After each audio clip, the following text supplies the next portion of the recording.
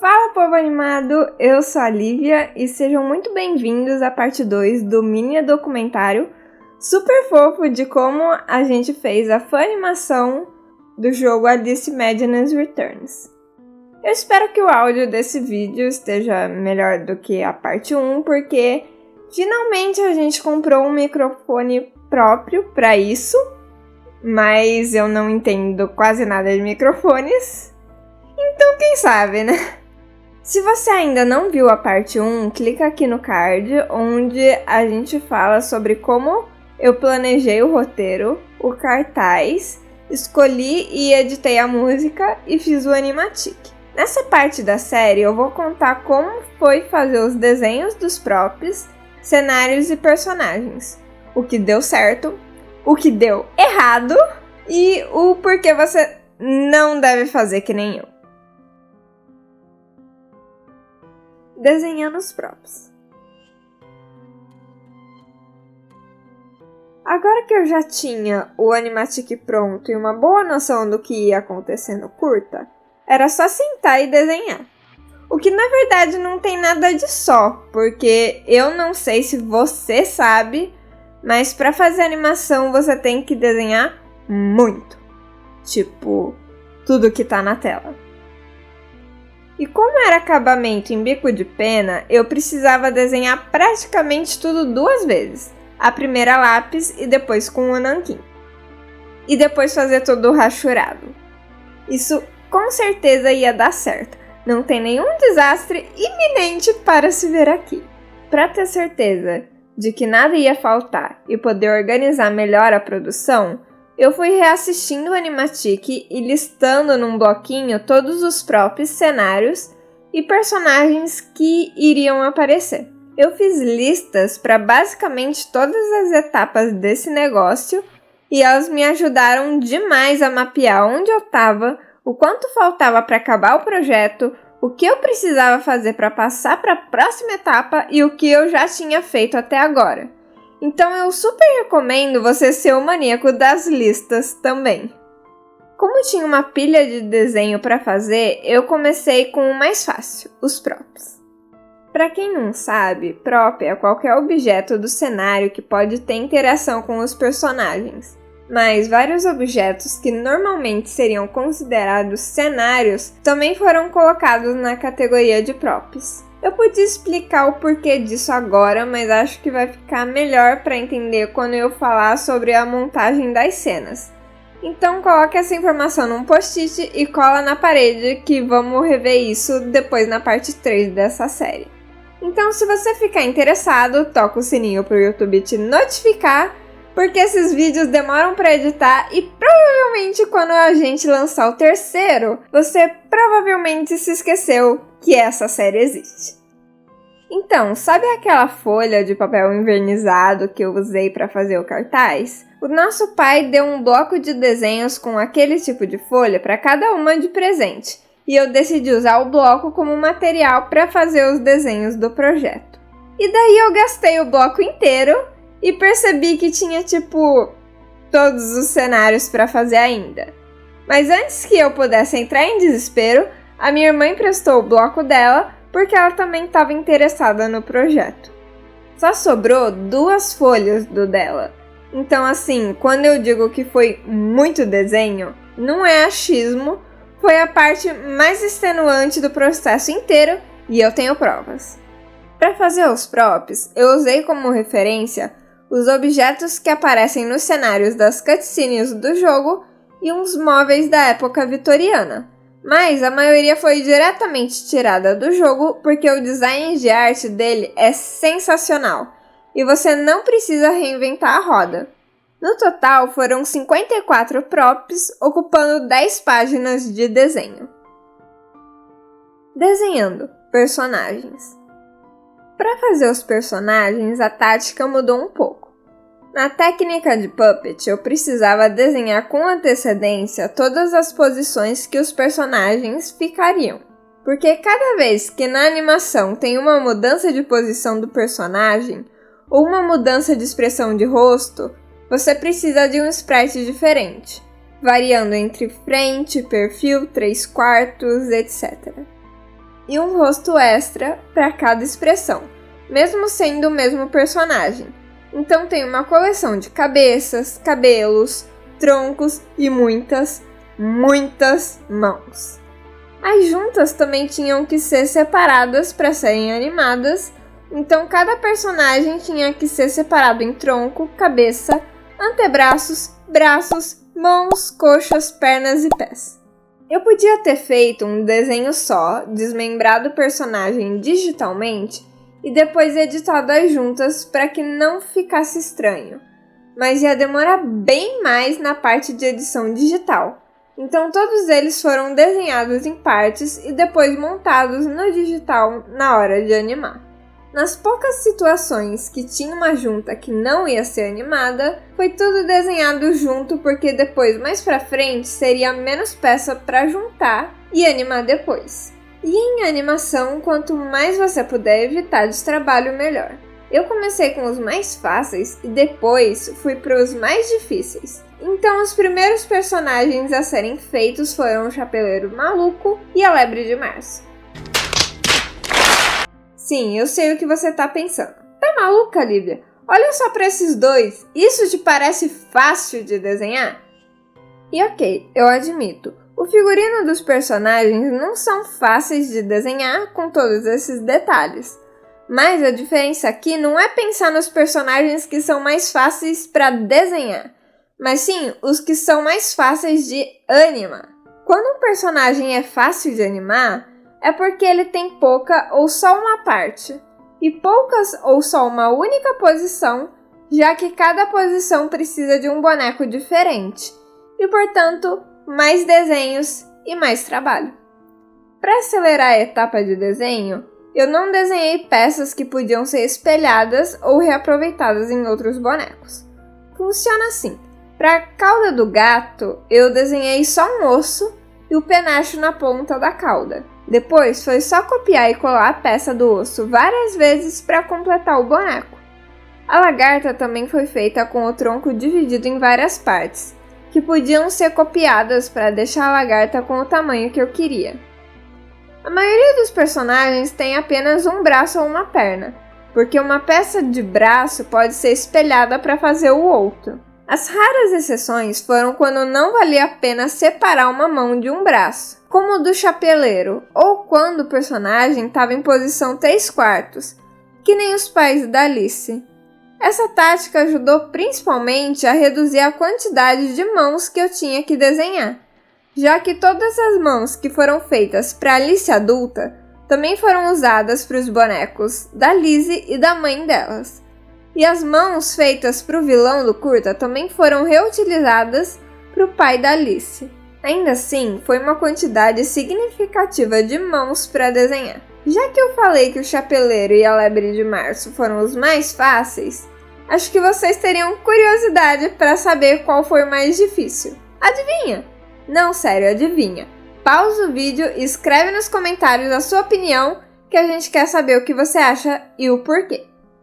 Já escreveu? Posso falar? Tá, sem mais delongas, o personagem mais difícil de desenhar foi, rufem os tambores, Alice de Londres. Ela era a que tinha mais posições diferentes e a chocante quantidade de 27 cabeças diferentes, cada uma para uma expressão diferente e cada cabeça geralmente tendo 3 peças diferentes, o rosto, a franja e o cabelo de fundo. E lembrando que depois de desenhar todas as partes, eu ainda tive que finalizar com um bico de pena. Desenhando. Cenário. Os cenários da Alice Madness Returns são tão bonitos e icônicos quanto os personagens, e se você não parou um minuto para apreciar a vista como essas, você provavelmente deveria na próxima vez que você for jogar. Por isso, eu tinha várias referências para auxiliar o desenho do cenário. Os que eu não achei referência direta no jogo, porque na época ele tinha sido tirado da Steam. Calma, passou. Eu usei referências de imagens da época vitoriana. O processo de desenho do cenário começou parecido com os de props e personagens. com uma lista de todos os cenários que apareciam na animação. A diferença é que, como eu sabia que tudo ia ser escaneado e depois passado para o digital, eu tentei fazer a maioria dos cenários simétricos, porque eu precisaria desenhar só metade e depois espelharia o restante. Isso ajudou principalmente nos cenários da estação de trem, porque para dar a textura que eu queria, eu precisava desenhar tijolinho por tijolinho e assim eu podia pelo menos copiar os tijolos. No caso da biblioteca, um dos props feitos foi uma estante de livro, então eu só desenhei a lareira e o tapete e usei o transformar nas estantes para colocar elas no formato e posição certos. O problema é que, por isso, era mais difícil visualizar como os cenários ficariam na versão final antes de escanear tudo e terminar no digital. Os cenários das ruas com os tijolos e as várias casinhas especialmente parecia mais um esboço quando foi escaneado. E mesmo com todos esses macetes que eu falei, fazer os cenários foi especialmente difícil. Não só pela parte de tipo, eu ter que fazer tijolinho por tijolinho, ou porque diferente dos props e dos personagens, os desenhos eram grandes o suficiente para pegar a folha toda, tinham uma área maior e precisavam ter muito mais rachurados que o resto. Mesmo que isso também fosse um problema, a verdade é que eu fiz uma coisa muito, mas muito estúpida, e que podia ter custado esse projeto e até a minha carreira como artista e animadora, e que sinceramente eu demorei demais para perceber o erro, que aliás a gente cometeu em praticamente todas as animações do canal, principalmente eu. Então eu tinha que separar uma seção só para isso, para que vocês também não façam a mesma burrice. Tem duas coisas extremamente fundamentais que você precisa ter completamente garantido caso você queira fazer uma animação. Tá vivo e tá minimamente funcional. Sabe, eu fiz as listas separando todos os desenhos por tópicos, props, cenários, personagens. Mas na hora de produzir, eu meio que fiz tudo de uma vez. Eu comecei a desenhar os props, só parava para comer, dormir e tomar banho até finalizar o último cenário, sem descanso nenhum ou pausa entre os desenhos. Se você for fazer um projeto independente, trabalhar compulsivamente sem pausa até a exaustão é uma das coisas que você não pode fazer de jeito nenhum. Artista não é uma máquina de produção em massa de imagem, por mais que o capitalismo diga que sim. Olha o meu caso.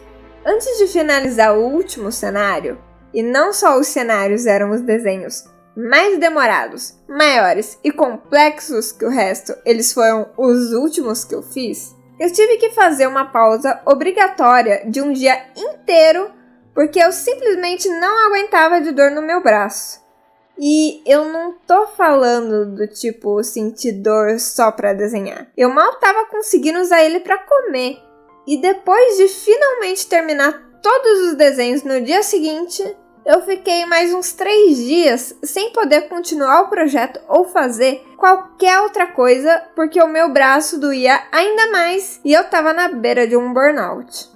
Isso sem nem falar na cadeira que eu tava usando. Ela era linda, de plástico verde água, mas ela definitivamente não foi feita para uma desenhista maníaca que nem eu, já que eu precisava toda hora levantar e ficar um tempinho deitada na cama porque eu não tava aguentando de dor nas costas. Recentemente eu assisti um vídeo do Adam Duff, que é um artista e youtuber que eu gosto muito, contando sobre como ele adquiriu hérnia de disco porque ficou sentado por muito tempo numa má posição e sobre todos os cuidados de postura e exercícios que um artista precisava ter para não se destruir. E só aí eu tive uma real noção do quanto eu coloquei a minha própria saúde em risco só para terminar esse projeto.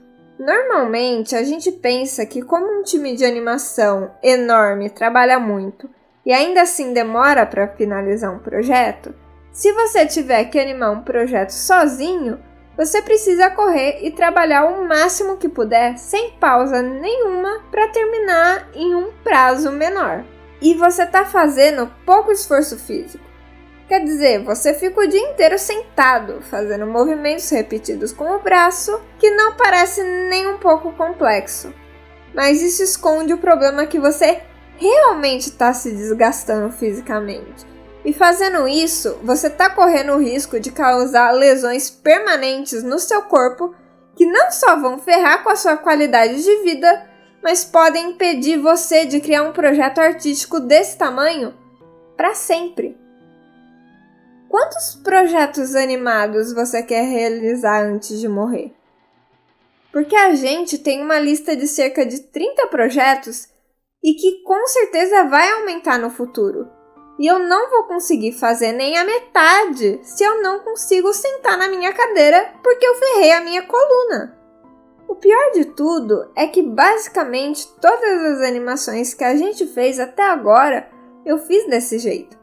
Senta na cadeira e trabalha compulsivamente até terminar, ao menos depois que toda a parte conceitual e de roteiro acabou. E eu sempre ficava cada vez mais desgastada, cada vez mais rápido, e isso com certeza ia acabar muito mal se eu não tivesse percebido o meu erro ou se a minha irmã não tivesse entrado no esquema para fazer o estúdio junto comigo. É meio difícil mensurar, mas pela minha pouca experiência, a cada nova pessoa que você acrescenta na sua equipe, o seu trabalho é cortado pela metade.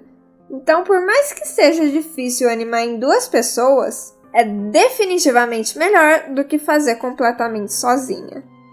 Na parte 3 do documentário, a gente vai falar sobre a digitalização e colorização, e o processo de montagem de cenas e rigging, e mais detalhes de como a minha irmã apareceu para salvar o projeto e fazer parte da equipe.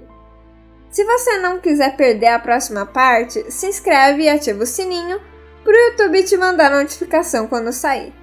Enquanto isso, você pode rever a nossa fã animação da Alice clicando aqui, ou dar uma olhada na nossa primeira animação original clicando aqui. Até a próxima!